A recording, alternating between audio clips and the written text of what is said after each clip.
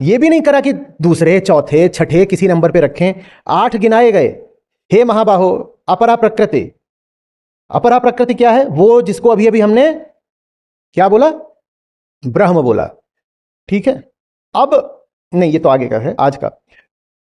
पृथ्वी जल अग्नि वायु आकाश मन बुद्धि अहंकार, 8 प्रकार की ये मेरी ही भिन्न प्रकृति है। याद दिलाइएगा भिन्न क्यों बोला, इस पर आएंगे।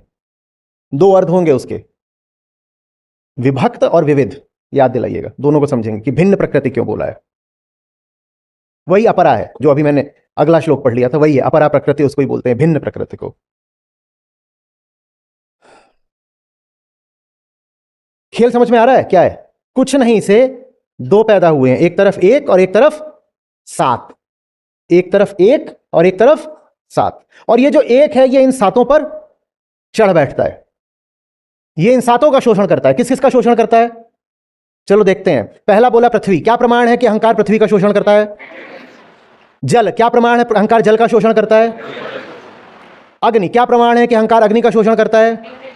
वॉर्स, देखो आग से क्या कर रहा है, आग ही तो लगाई है उसने चारों ओर। देखो आग का क्या क्या प्रमाण है कि अहंकार वायु का शोषण करता है? AQI। क्या प्रमाण है कि अहंकार आकाश का शोषण करता है? इस वक्त आपके, हाँ, ओजोन डिप्लीशन भी कह सकते हो। और इस वक्त सैकड़ों टन डेब्री पृथ्वी का चक्कर लगा रही है। वो मालूम है क्या है? Space waste. आप इतने सैटेलाइट छोड़ते हो, जब उनकी उम्र पूरी हो जाती है तो क्या वो जमीन पे गिर जाते हैं? एक बार आपने उसको ऑर्बिट में डाल दिया तो वो हमेशा वहीं रहेगा। अब वो कब का अपनी उम्र पूरी कर चुका है, लेकिन अब वो वहीं घूम रहा है। ये सब कचरा है। हमने आकाश को भी कहीं का नहीं छोड़ा। आप अगर पता करेंगे कि हमने आकाश कितना गंदा कर दिया है, हैरान रह जाएंगे। कम नहीं, सैकड़ों टन कचरा इस वक्त आकाश में तैर रहा है, और उसको अब नीचे कभी लाया नहीं जा सकता। और उसमें से कुछ कचरा हो सकता है ठीक आपकी मुंडी के ऊपर हो, जियो स्टेशनरी, और वो जहां आप है वहीं रहेगा। आप जिस जगह पर हो पृथ्वी की, अगर वहीं आपने घर बना लिया है तो आपके घर के ठीक ऊपर वो कचरा रहेगा हमेशा। आकाश में है, वो स्पेस में है, उसका कुछ नहीं बिगड़ सकता। उसका तो वहां पर डिकम्पोजिशन भी ना हो आसानी से, वहीं टंगा रहेगा। अब वो वहां क्या करता है? वो यहां ये करता है कि जो बाकी लॉन्च व्हीकल्स होते हैं उनसे टकराएगा, कुछ करेगा, तमाम तरह के खतरे बनेंगे उससे। क्या प्रमाण है कि अहंकार, अब ये 5 तो निकल गए, पृथ्वी जल अग्नि, अब 3 बचे, जिसमें से एक अहंकार है, 2 और है। तो क्या प्रमाण है कि अहंकार मन का शोषण करता है? क्या प्रमाण है? और मन में सारा क्या भर देता है? कचरा, दुनिया भर के व्यर्थ विषय भर देता है। बुद्धि, क्या प्रमाण है कि अहंकार बुद्धि का भी दुरुपयोग करता है? देखते नहीं और समय क्या सोच रहे होते हो? वो बुद्धि थोड़ी सोच रही है, वो अहंकार बुद्धि से सोचवा रहा है। तो अहंकार पृथ्वी का शोषण करता है, जल का, अग्नि का, वायु का, आकाश का, मन का, बुद्धि का। वो है ही इसीलिए कि सबका शोषण करूंगा। क्यों? क्योंकि वो नकली है। अगर असली होता, सत्य होता, तो नहीं किसी पर आश्रित होता। जब किसी पर आश्रित नहीं होता तो किसी का शोषण नहीं करता। पर नकली होने की वजह से वो हमेशा डरा हुआ रहता है, कहीं मेरी पोल, कहीं मेरे आधार छिन न जाए। तो वो जब देखो तब कूद कूद के, विक्रम बेताल देखा था, वो कूद कूद के किसी न किसी के कंधे पे चढ़ ही जाता है। कभी पृथ्वी के ऊपर चढ़ेगा, कभी किसी के ऊपर चढ़ेगा, किसी को चैन से नहीं रहने देगा। और ये मत सोचो कि हम व्यक्ति की बात कर रहे हैं, हम व्यक्ति की नहीं बात कर रहे। व्यक्ति बेचारा तो प्रकृति है, व्यक्ति तो मासूम है।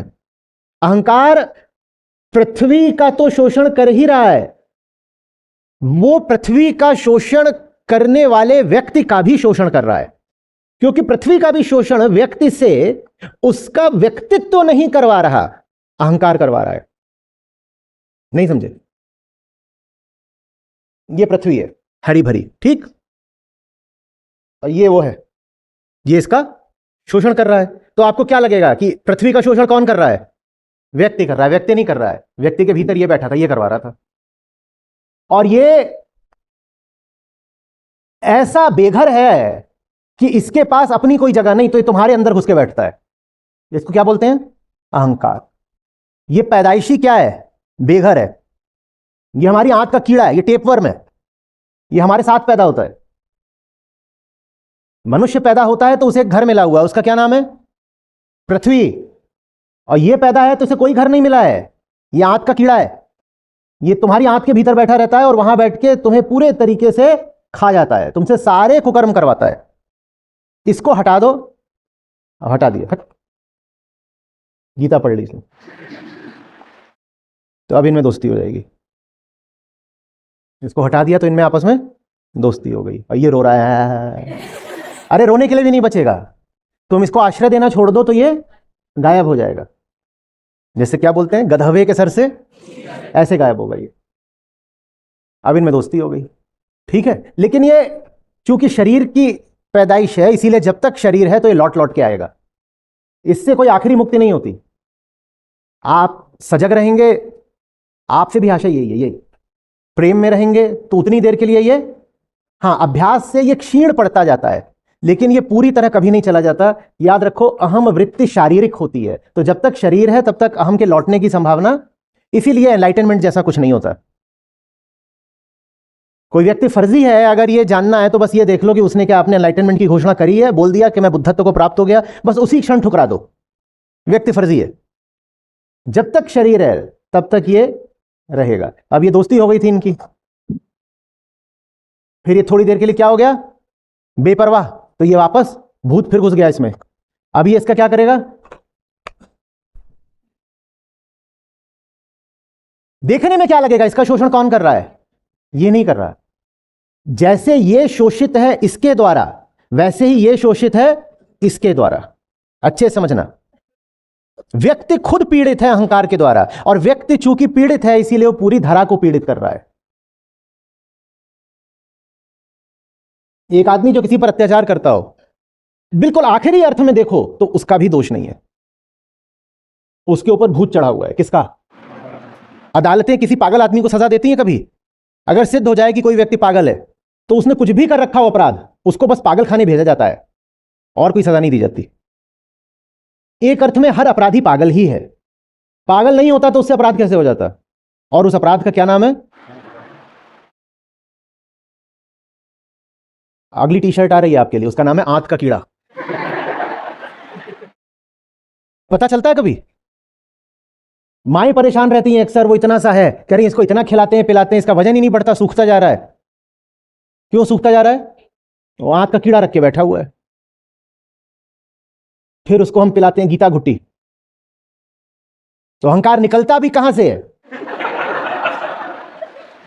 वही द्वार मिलेगा तुझे विदाई के लिए भी, और यही विदाई दी जाएगी कि निकला नहीं कि फ्लश दबाया जाएगा, भाग यहां से, अपनी जगह पे जा। और उसको जब तक यहां है तो कैसे पाल कर बैठे हो, ये मैं हूं, ये मेरी हस्ती का केंद्र है, एकदम यहां बीचों बीच रहता है शरीर में, यहां हूं वहां हूं, और भीतर क्या है? कीड़ा। और उसी को पालने के लिए जी रहे हो। बिना कीड़े के मर जाओगे क्या? कोई मर जाता है बिना कीड़े के? बोलो जल्दी। जब बिना कीड़े के जी सकते हो तो बिना अहंकार के भी। अभी उस दिन आपसे कह रहा था, किसी ने टेनिस के बाद पूछा कि ईगो नहीं है तो जीतेंगे कैसे? बिना कीड़े के नहीं जीत सकते टेनिस मैच, या पेट में कीड़ा रख के जाओगे तो टेनिस मैच जीतोगे? जीने के लिए, जीतने के लिए, प्यार के लिए, वार के लिए, हार के लिए, किसी भी काम के लिए अहंकार। तुम्हारा कौन सा काम है जो टेपवर्म के साथ और बेहतर हो जाता है? बताओ तो, कोई भी काम है क्या? कौन सा?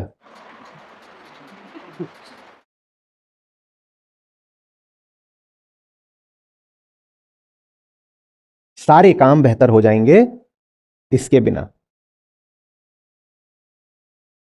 यही जीव है, इसको आजादी दो। यही बेताल है, यह आंत में सड़ रहा है, इसको। आप यहां पढ़ने नहीं आए, आप यहां डीवर्मिंग कराने आए हो। क्या कराने आए हो? डीवर्मिंग। आ रही है बात समझ में? और समझो मजेदार बात, ये जब पेट में होता है ना, बड़े अच्छे अच्छे शोध हैं, जाना आज तो आप इस पर पढ़ करके लिखना, और आप में से जो लोग थोड़ा एनाटॉमी मेडिसिन जानते हैं वो और बेहतर लिख पाएंगे। ये सब जब भीतर आते हैं, फॉरेन एलिमेंट्स, पैथोजेंस, ये जब भीतर आते हैं तो ये आपका व्यवहार बदल देते हैं और अपने अनुकूल कर लेते हैं। जब ये भीतर आ जाते हैं आपके, तो जो आपको लगता है कि आपका व्यवहार है, वो आपका व्यवहार नहीं होता, वो आपका संशोधित, एडिटेड, कमांडेड बिहेवियर होता है, जो इसने बदला होता है ताकि इसकी मौज हो जाए। जैसे बच्चे जिनके कीड़े होते हैं, कई बार वो ज्यादा खाते हैं पर उनका वजन नहीं बढ़ता, वो खाना कहां जा रहा है? और कीड़ा एक कीड़ा नहीं होता, उसकी इतनी बड़ी कॉलोनी बन जाती है, वो पूरी आंत ब्लॉक कर देती है, इसीलिए दस्त नहीं लगते बेटा, तुमने गलत बोला था। वो एक नहीं होता, वो भीतर ब्रीडिंग करता है, वो ऐसे फैलता जाता है। आप सोच रहे हो कि आपकी इच्छा है, वो आपकी इच्छा नहीं है। याद है हमने एक बार रेबीज वाले कुत्ते की बात करी थी। वो जो रेबीज का वायरस है, वो जब आपके नर्वस सिस्टम में पहुंचता है, आपके नहीं, कुत्ते के, जब कुत्ते के पहुंचता है तो कुत्ता तो समझिए कि खाना पीना कम कर देता है, लेकिन अब उसके ब्रेन में वो वायरस पहुंच गया है और अब वायरस चाह रहा है कि कुत्ता जाके किसी को काटे। कुत्ता दिन भर अब इस फिराक में नहीं रहता कि उसे खाना मिल जाए। रेबीज के कुत्ते का खाना पीना तो कम हो जाता है, पर ये वायरस अब उसके यहां खोपड़े में बैठ गया। वायरस का क्या नाम है? रेबीज। उसको समझो अहंकार। वो जो कुत्ते का व्यवहार है, वो कुत्ते का व्यवहार नहीं है, वो व्यवहार उससे वायरस करवा रहा है। वायरस कह रहा है खाना पीना छोड़, मैं तेरे शरीर में इसलिए थोड़ी आया हूं कि तेरा शरीर स्वस्थ रहेगा, मैं तेरे शरीर में इसलिए आया हूं कि तेरे शरीर का इस्तेमाल करके मैं फलूं फूलूं। तो अब ये जो वायरस है जो यहां पहुंच गया है, ये कुत्ते के शरीर का इस्तेमाल करता है फैलने के लिए। तो ये यहां बैठ के इसके ब्रेन को कंट्रोल करता है, और अब कुत्ते के ब्रेन से कुत्ते को हर समय ये संदेश जाता है कि जाकर किसी को काटो, क्योंकि काटेगा तभी तो वो वायरस फैलेगा। काटने में कुत्ते का कोई हित नहीं है, काटने में कुत्ते को कोई लाभ नहीं मिल रहा। लाभ किसको मिल रहा है? इसी तरह आप जिंदगी में जो भी कर रहे हैं उससे आपको कोई लाभ नहीं मिल रहा, बस अहंकार को लाभ मिल रहा है। आप जिंदगी में जो भी कर रहे हैं उससे आपको कोई फायदा नहीं मिल रहा है, आपके वायरस को फायदा मिल रहा है, वही कीड़े को। आपसे कुछ करवाया जा रहा है, आप नहीं कर रहे हो। आप सोचते हो कि आप इतनी दौड़ धूप कर रहे हो, या आप किसी पर गुस्सा कर रहे हो, या आप कुछ भी कर रहे हो जिंदगी में, आप नहीं कर रहे हो, आपसे करवाया जा रहा है।